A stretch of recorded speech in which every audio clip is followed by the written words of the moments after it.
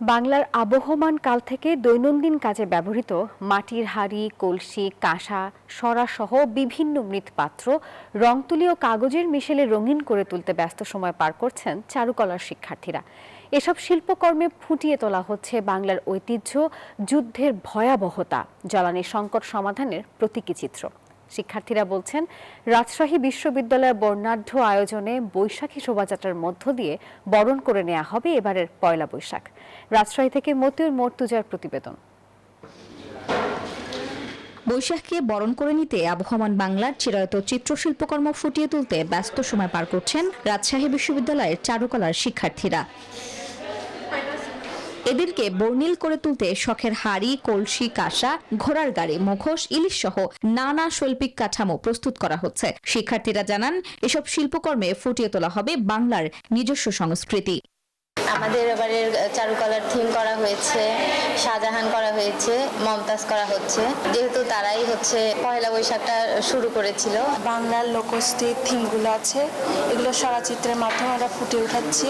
শোভাযাত্রা করার জন্য মুখোশ, বিভিন্ন ধরনের প্যাঁচা, তারপরে সিংহ, এগুলো তৈরি করছি। যেহেতু 2 দিন বাকি আছে, সেহেতু প্রস্তুতি অনেক দূর আগায় গেছে। এই সরার কাজ যেগুলো ছিল সেগুলো মোটামুটি প্রায় শেষের দিকে। সরাতে বিভিন্ন পশু পাখির ছবি আছে, মানে ফোক আর্ট যেগুলো আমাদের বাঙালির যে ঐতিহ্যটা, সেটাকে মেনলি করা হয়েছে। মোট 9টা মোটিভ করা হয়েছে, এক একটাতে এক এক রকম থিমে, যেমন কোনোটা কৃষক, কোনোটা রাজা, সেপাই, রানী বা গ্রাম্যবধূ। এগুলো আমাদের লোকজ ঐতিহ্যগুলোকে ফুটিয়ে তোলার জন্যই আমাদের এই ফর্মগুলো মুখোশের। বৈশাখ বরণে প্রস্তুতির কমতি নেই বিশ্ববিদ্যালয়ের অন্যান্য বিভাগের শিক্ষার্থীদেরও। পান্তালিশের আয়োজন, আলতা দেয়া, বধূ বেশে, শাড়ি পরা, বন্ধুদের সাথে আড্ডা, এসবেই মেতে উঠবেন তারা।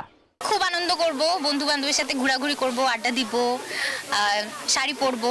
এবার আমাদের রাজশাহী বিশ্ববিদ্যালয়ে যেমন পান্তালিশের একটা থিম আছে, তো সব মিলে আমরা অনেক এক্সাইটেড যে কি করা যায়। সবাই একসাথে সাজুগুজু করব, ছবি উঠাবো। বৈশাখ বরণের সব প্রস্তুতি শেষের দিকে বলে জানায় বিশ্ববিদ্যালয় প্রশাসন।